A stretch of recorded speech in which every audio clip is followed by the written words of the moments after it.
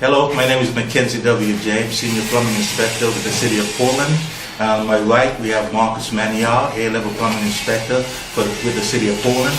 Today we are in a single family home, and today we're going to do a step-by-step inspection.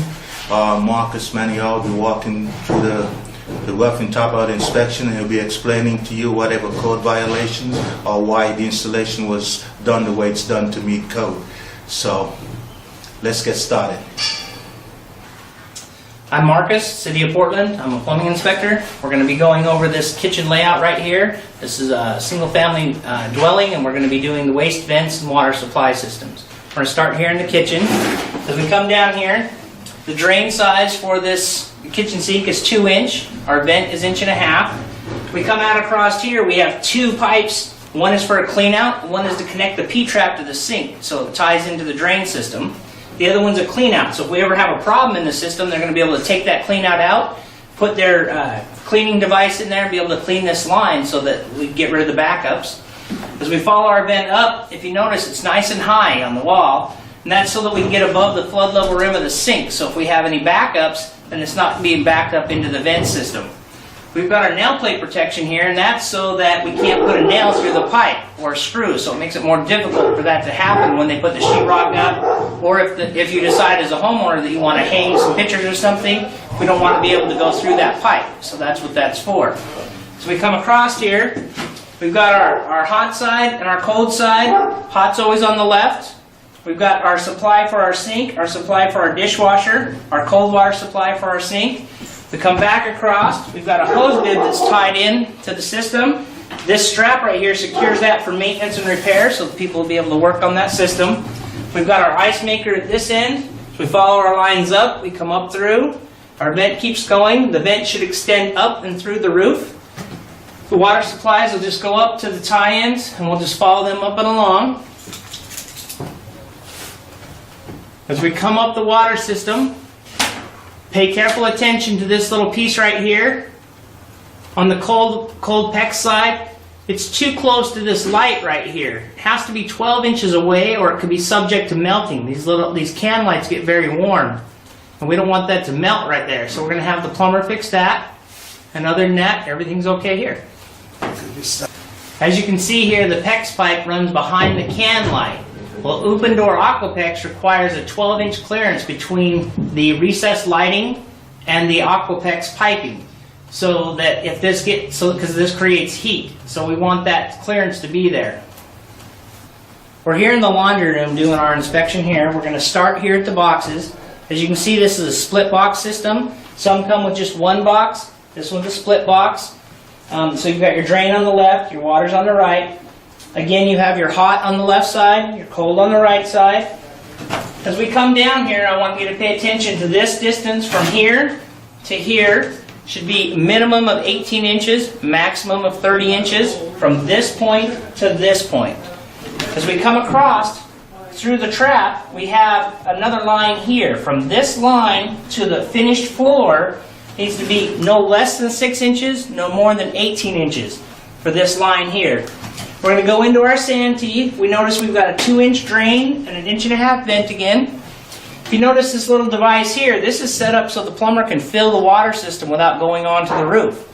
So he's going to hook a hose to here and a hose to here, and then turn this system on, and when water comes out the vent on the roof, then he goes in and turns it off, and he's ready for his inspection.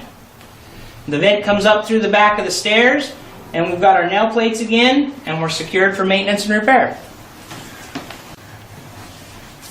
We're here in the half bath of this home, and as you can see, we've got our closet flange here on the floor. We're going to start here. That takes a minimum 3-inch pipe. The flange should be secured to the floor. It needs to be 15 inches from anything on side to side of it. We're going to come back. This is called a wet vent situation. This is the time in which you can use it's called the vertical wet vent. And what we've got here is we've got the 2-inch vent from the water closet. We have the 1.5 inch line from the bathroom sink that ties in here. And then this pipe here is going to act as the vent and the drain for this system. So we're vent above here, we're wet vent down here. That means we're a vent and a drain in the same system. We've got our hot and colds coming across. We've got our cold line for our water closet. as we come up, you see we pick up this vent here from the washing machine drain that we just looked at. It ties into here, and then this 2-inch carries up, and then it goes out through the roof. So we'll see what else ties into that as we move up through the floors. We're here in the utility closet, and what we have is we have our house main shutoff valve that comes into the residence here. This is a full port ball valve, and that allows the water to come in from the street main, from the meter outside, into the residence, and this controls the water, so if we have a problem we can shut it off right here without having to run out to the street. Then up here we've got our water heater loop, so the cold water comes in to feed the water heater, and then we've got hot water going out.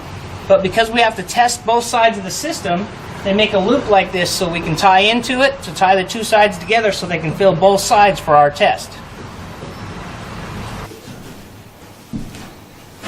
We're here in the second floor full bath. This is a full bath because if it has a tub shower with the toilet and the bathroom sink, then we're going to call that a full bath.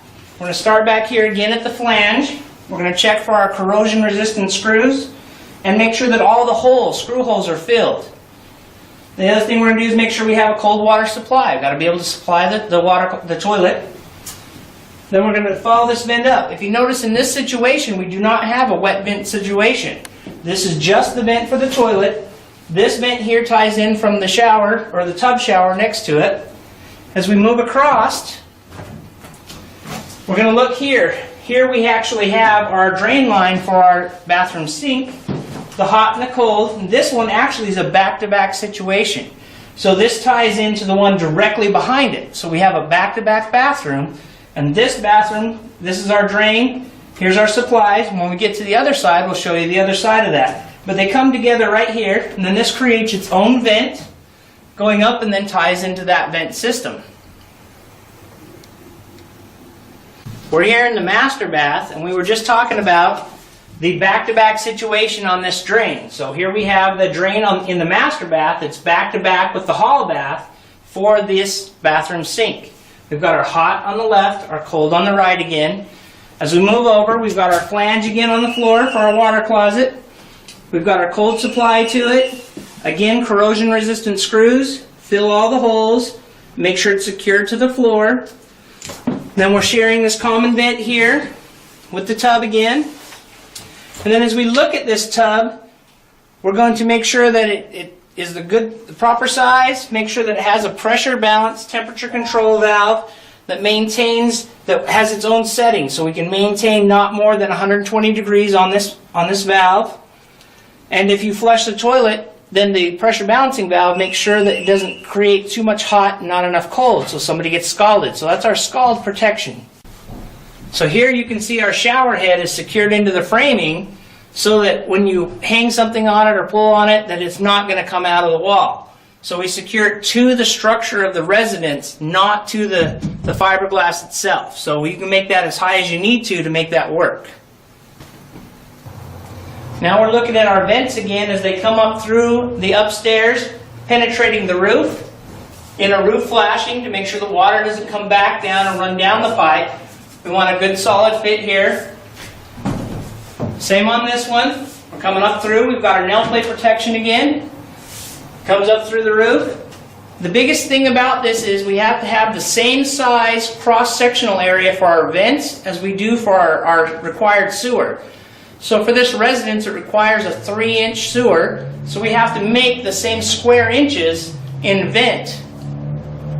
So we got to have 7.06 vent and 7.06 sewer. So we've got a 3-inch sewer, and we've got our cross-sectional area for our vents. This concludes our inspection of the single-family dwelling home. And I'd like to thank Marcus for doing such a great job. Thanks for watching, and don't forget to click the link below in order to find out more.